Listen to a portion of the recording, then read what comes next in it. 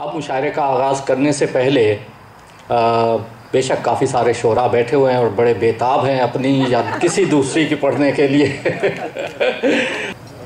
हम बहुत लकी हैं कि आज हमारे दरमियान डॉक्टर सुधा रेड्डी मौजूद हैं। हम उनको बहुत तहे दिल से खुशामदीद कहते हैं। You are very very very welcome to our Urdu Baithak. और ये उर्दू बैठक की खुश नसीबी है कि आप यहाँ मौजूद हैं।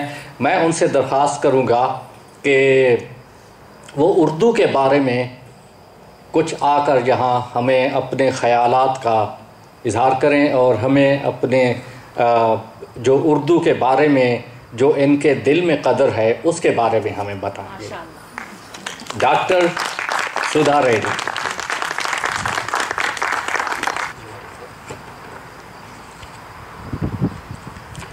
Actually, I will be speaking in English. Hopefully, with your help in future, I'll be able to speak some Urdu. Basically, Naila and me are friends, and this is the disclaimer. I'm not a literary person. I'm nothing. I'm just a mother and a wife, and I have a profession, and that's all. So actually, I'm going to read a few things. These are from my journal. So for the first time, when I went to Wasco at Naila's house in May, the day after I attended the first Urdu Baithak, I wrote some few sentences in my journal. And I shared with Naila, and she was very touched with it, and she wanted me to share those with you guys. So this is just my journal. It is not edited form or anything, just what came out of my mind. I wrote them. So this is the email discussion I had with Naila. What she asked me is to read it, maybe to translate into Urdu or Hindi and try to read it. And I felt like if I were to translate it, it wouldn't have the same effect on it. So I asked her permission. Hello Naila, I'll have to read it as it is, as you heard it. And in fact, it should be okay to be that way, because I said I'm a seeker. I'm seeking to learn more of this beautiful language, and maybe in future, I will in fact be able to present something in Urdu/Hindi. And that would be wonderful for me and meaningful for a literary event like this. In my view, meaning in any literary work or effort should be understanding the oneness in all of us, so that we will move away from the differences and be more tolerant species on earth and live in Aman within and without. Peace. So having had that discussion with her, and with her permission, I'm going to present what I actually wrote.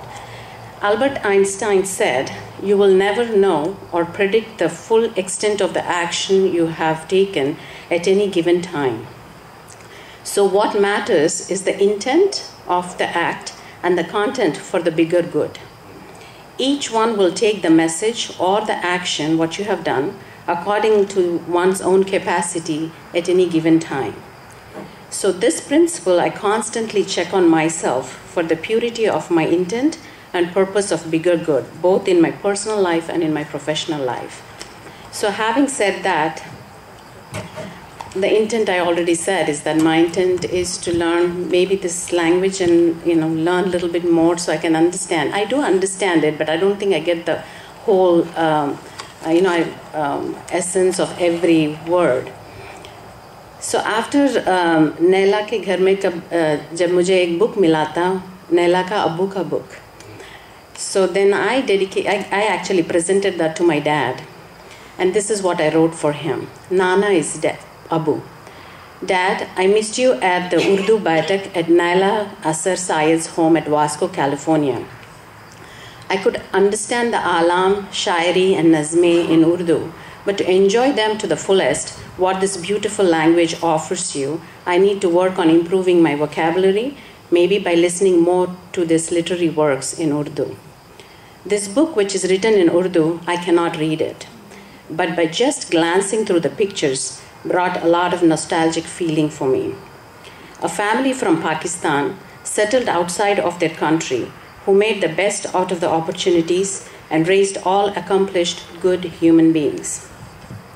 Humans are all the same wherever they are from, want to provide for their offsprings, want to make them into good human beings, want to be good human beings, and want to give back to this world. I thought you would enjoy reading this book, a story of making and being good human beings, and thus a contribution to this world, which I believe you and Amma is my Ammijan, together did it as well. On your 80th birthday, with best wishes, may God shower you with health, peace, and happiness. And I thank my parents, Amma and Nana. Thank you for being such a simple yet good parents. And this is what I want to be, a good parent. So that was the message from my dad. I grew up in Hyderabad, India. So I have to say, I think I didn't realize how much influence I have on Urdu culture, Muslim culture. But unless you sit down and think about it, you wouldn't realize what it is. So, of course, I love silk saris. So I compared my life to be a silk sari. And so I said, when I sat to think about it, it seems like I'm trying to find a zari in a silk sari, separating the silk, nylon, cotton, plastic from everything and find zari. And that's the culture that I'm looking for. It is actually spread all over and weaved intricately into the sari, but unable to pinpoint one particular spot where it is. When I spotted it once, then it became apparent and easy to find it in many parts of my life. So many ladies could relate to this, that I compare my life to a silk sari. It is designed, a sari is designed, such is a life, and it's created, weaved, and it's delivered, and it's worn to enjoy it. And when it gets old, it is recycled. That's what happens to our body. Purpose of whatever we do in life could be different. It could be just to cover the body, to grace it, to enjoy it, for attraction, attention, show the status, or power, or use it for prayer. Whatever it is, that's what I feel. My life is like a silk sari, and I love it, and it's beautiful. So this is the first time ever I'm speaking, and I'm sure you can see that. So I said the three important things in delivering our presentation is the intent of it, purity of thought, content, that you will judge what I'm presenting it. It's just my personal journal. And how you deliver it. And as I said, this is my first time I'm delivering it, and I'll improve on it later. That's very good, actually. That's very, very good. So there are so many things that came to my memory, but I can't be presenting everything. So I'm going to kind of share a few things about two people, which they were not even in my memory until I actually thought about it. So this is the original, what I wrote on my breakfast nook the day after the, I guess, May 31st, it says.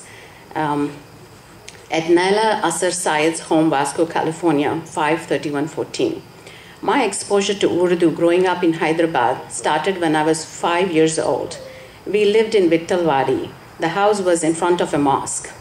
As a curious child and my buddy assistant, 3-year-old my little brother, we would watch what this mysterious place was. We learned that certain times people would come and go.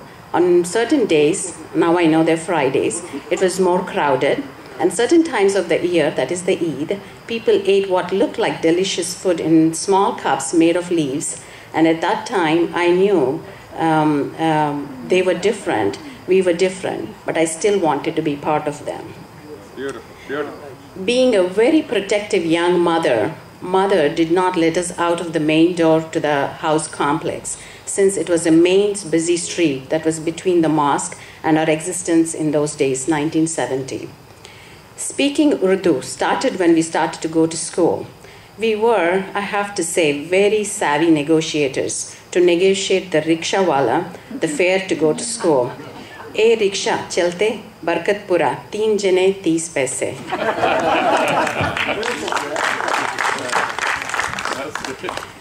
We learned this very quickly and would say with confidence. I guess we were so cute. A lot of rickshaw people knew us. We were allowed one-way fare to school, the other way we were to walk. Inevitably, that we were always late to school, we had to take a rickshaw to school and walk back. There was a rickshaw guy who gave us a free ride back home. He was a hired rickshaw for a writer in close proximity to our house, and he had to pick up Mr. Ramanujam, he was a known writer, close to our house. So since he's coming back to pick him up, that was the way to bring us, so he would give us a free ride. And it was such a treat not to walk in 3 p.m. In sun in Hyderabad with our heavy school boxes. Never got to thank the rickshawala or Mr. Ramanujan. Later, my parents felt as kids we needed more space to play and need fresh air, so they wanted to move out to a newer city. Older city is more a Muslim culture city, and then we went to newer city. All the young couples with young kids started building houses there and forming colonies and gullies and independent houses, and I guess it was a better living. More than anything, now looking back, all human things try and make a better living for their offsprings, and that's what my parents did. And that's when I lost the need to speak our limited Urdu or to improve on our Urdu speaking skills. Later on, I went to medical school, and that is Usmania Medical College, and wow. We had a lot of culture that I learned, and there are so many stories out of it. But what I said in the end is that sometimes I wonder what I have got from life. Maybe something has to do with what I had to do at the age of 5, trying to learn and understand, to speak and negotiate with the Muslim rickshawala. Most of them in return only gave us service for a charge, what we would afford, but much more than that, that the affection, human bondage, which is passed on without words. They helped us get to the rickshaw, helped us heavy-duty school boxes, always respectfully of us, even though we were little kids. More than anything, the way they watched us grow, watched us with affection, and 3 little kids, neatly dressed in white, blue school uniforms, well-groomed with black polished shoes. They felt we were little angels, nanne farishte, bolte the hame. They made us feel so special.